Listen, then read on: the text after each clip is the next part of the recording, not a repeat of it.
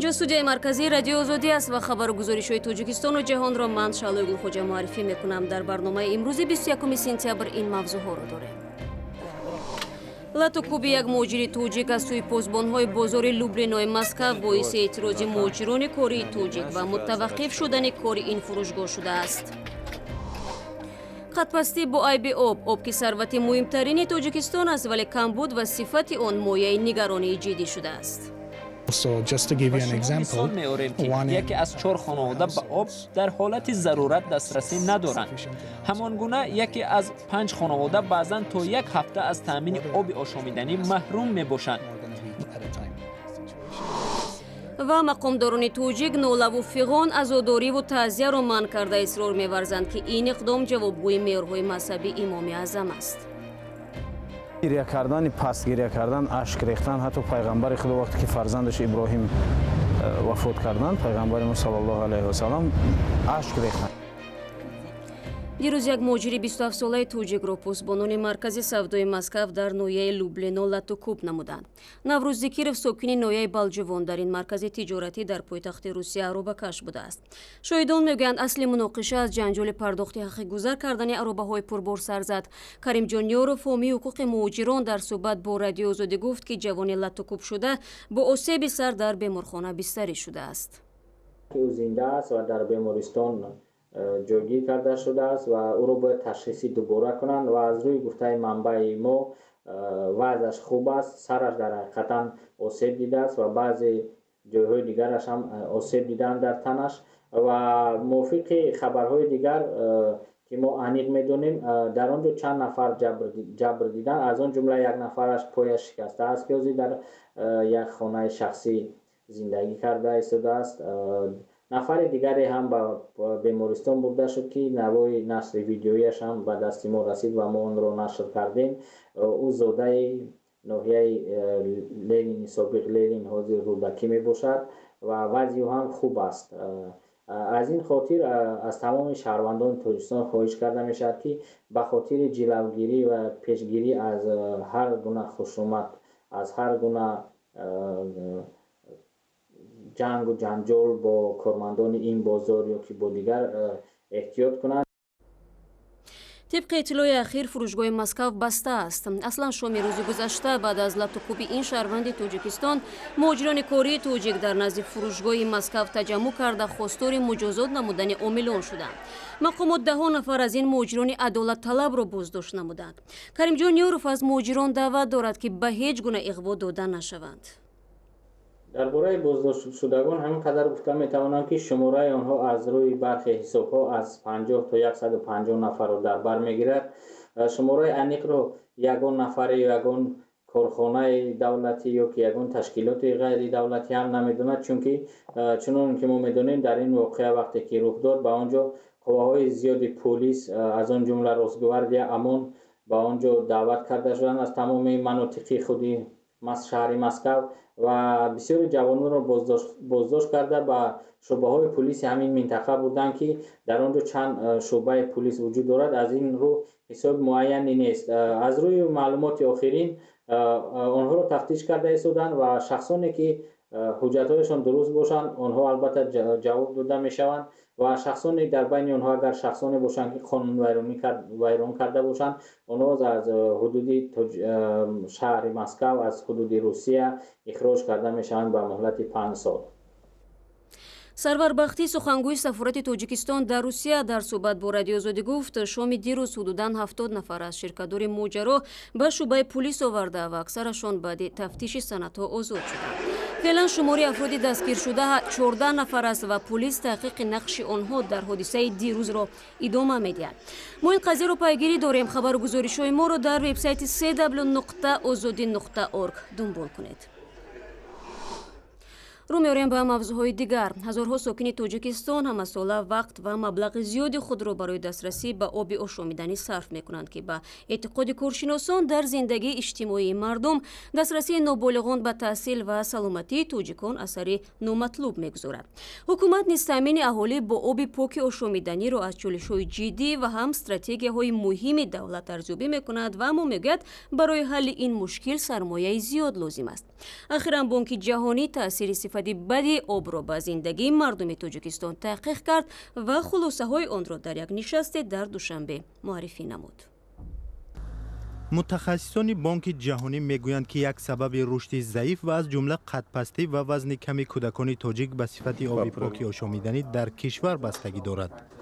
این خلاصه بانک جهانی بعد از انجام یک تحقیقات در میان 3000 خواجگی در گوشه‌های گوناگون تاجیکستان روز 20 سپتامبر اعلان شد.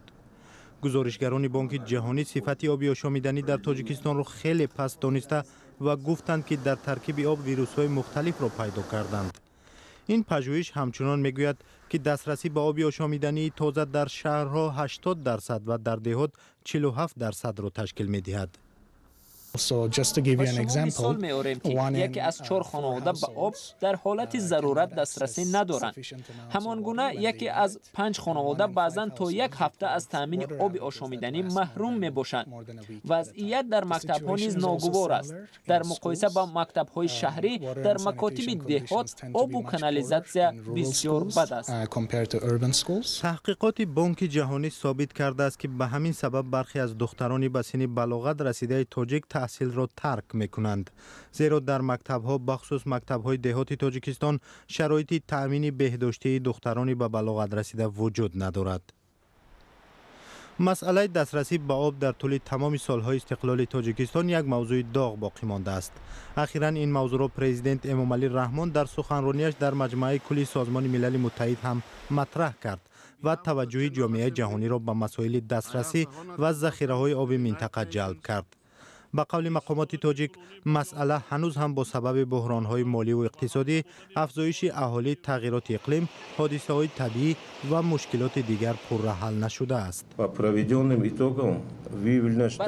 پژوهش برای برقرار نمودن نظام کمونالی تا سال 2025 $2 میلیارد لازم است. همانگونه از جمله برای تامین آب و کانالیزاسیا $1.7 میلیارد ضرور است.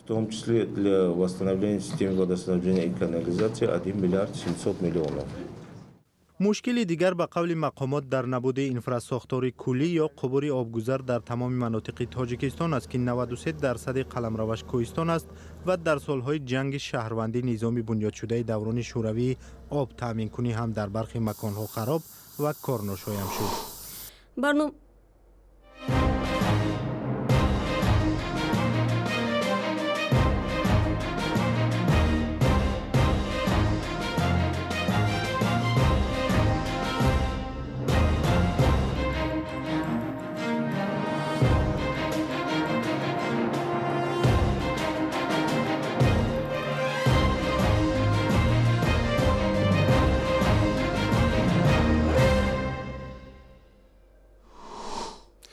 در مکزیک نجات‌دهندگان در زیر خرابه‌های مکتبی که در پای زمین لرزه تخریب شد دختر زنده مانده را پیدا کردند. آنها تلاش دارند به این دختر نزدیکتر شوند و احتمالاً با او خوانندگان دیگر نیز هستند. اسم او فریده است و 12 سال دارد. نجات‌دهندگان هنوز برای بیرون آوردن وی از زیر خرابه‌ها موفق نشدند ولی توانستند همراهش صحبت کنند.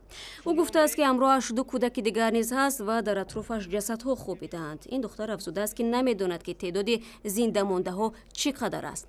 در محل حادثه دهان نجات‌دهندگان قرار دارند. دستگاه‌های آنها نشان دادند که در زیر مکتب ولنگور دست کم 5 نفر هستند. روز سه‌شنبه بر اثر زمین لرزه در مکزیک نزدیک 240 نفر هلاک شده، حدود 200 نفر دیگر آسیب دیدند. در پی شکستن محاصره در ازور سربازان ارتش سوریه با کمک متحدانش به ساحل شرقی رود فرات عبور نموده عملیات بر ضد گروهی به نام دولت اسلامی را ادامه می‌دهند و اما در گوشه‌های دیگر شهر که از جنگجویان پاکاری گشته است به تدریج حیات آسایشته احیا می‌شود. روز 20 سپتامبر با تشبث حکومت سوریه خبرنگاران رسانه‌های غربی و از جمله ریترز از شهر دیر از-زور زیارت کردند. سربازان سوریه خبرنگاران را به میدان‌های حرب و ضرب برده پیامدی برخوردها را نشان دادند. سال روان گروهی دهشت‌افکن دولت اسلامی از شمال با حمله‌های نیروهای دموکراتی سوریه که زیر سرپرستی ایالات متحده آمریکا قرار دارند و از غرب با حمله‌های ارتش دولتی سوریه مواجه گشته مناطق زیادی را از دست داد. چند روز پیش ارتش سوریه محاصره 3 ساله دیر از-زور را شکسته راه را به قسمت زیر نظارت حکومت و پایگاه هوایی باز نمود. فعلا در منطقه دیر از-زور هم ارتش سوریه و هم نیروهای نیمه نظامی زیر سرپرستی ایالات متحده آمریکا بر ضد دولت اسلامی عملیات جداگانه پیش میبرند.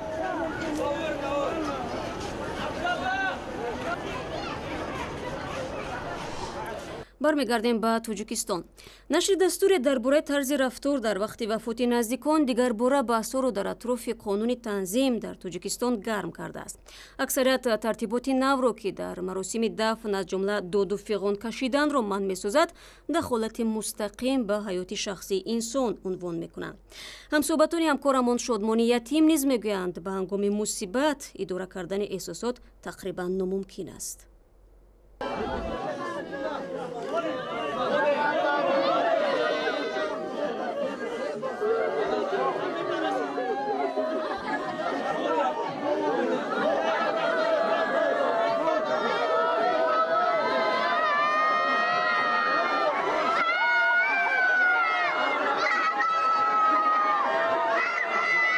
از این بعد در تاجیکستان چنین فیغان و نحوکشی و رویکنی و مویکنی هنگام مراسم وداع منع است.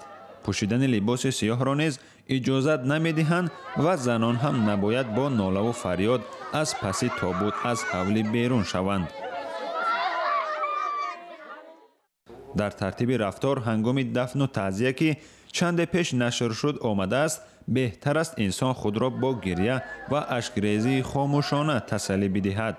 مقرراتی که به گفته بعضی ها اجرای آن امکان ناپذیر است. یعنی در دایره قانون شریعت است که موح کندن، روح کندن، مثلا داد زدن بالای سر میت، یعنی از نگاه شریعت درست نیست. ولی گریه کردن، پس گریه کردن، اشک ریختن، حتی پیغمبر خدا وقتی که فرزندش ابراهیم وفات کردند، پیغمبر ما صلی الله علیه و سلام اشک ریختن، یعنی اشک ریختن درست است.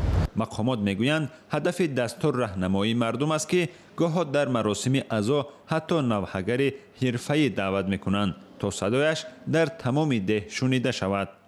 آنچه که در ترتیب مذکور گردآوری شده است همه موافق به طلبات شریعت اسلامی، مخصوصا طلبات مذهب حنفی است که اکثر کل مسلمانان کشور ما پیروی این مذهب هستند و چنین یک طلبات به میان آمد در سالهای آخر که باید چنین یک ترتیب به صفت یک راهنما، یک دستور برای مسلمانان کشور تهیه شود تا آنها توانند در دایره آن و با رعایت نمودن بندهای علاهیده آن مراسم‌های دفن عزاداری خود را برگزار نمایند. با گفته مقامات هدف جلوگیری از مبالغه و اغراق در مراسم دفن و عزا است که بسیار به نظر می‌رسد. دیگران دستور نو را ادامه مداخله به زندگی خصوصی مردم می‌شمارند که قانون اساسی منع کرده است. روانشناس محمدالله دولت‌ها بر این است که انسان باید ضمن هر مراسم احتیاط کند تا به دیگران آسیب نرساند. حتما نظارت کردن ما در جامعه زندگی کرده ایستادیم. کودکان هم مصیبت دارند، کلانسال هم مصیبت دارد، خردسال هم مصیبت دارد. نسبت هر یکی آنها به طور علاهیده مناسبت باید کرد و از سرگذرانی آنها را به راه ماند، چون که انسان در ساحه احساسات قرار دارد. عقل زیر تاثیر حسیات انسان ایستاده است و به عقل نمیماند که تحلیل چقور وضع را بکند و خود را نظارت کند. پیش از قبول ترتیب مراسم عزاداری در تاجیکستان، قانون تنظیم رسم و آیین را سخت‌تر کردند که دیگر اجازت نمی‌دهد در چنین مراسم چاروا ذبح کنند و به حاضرین مراسم غذا بدهند. شادمان یتیم، مولا رجب یوسفی، آزادی، دوشنبه.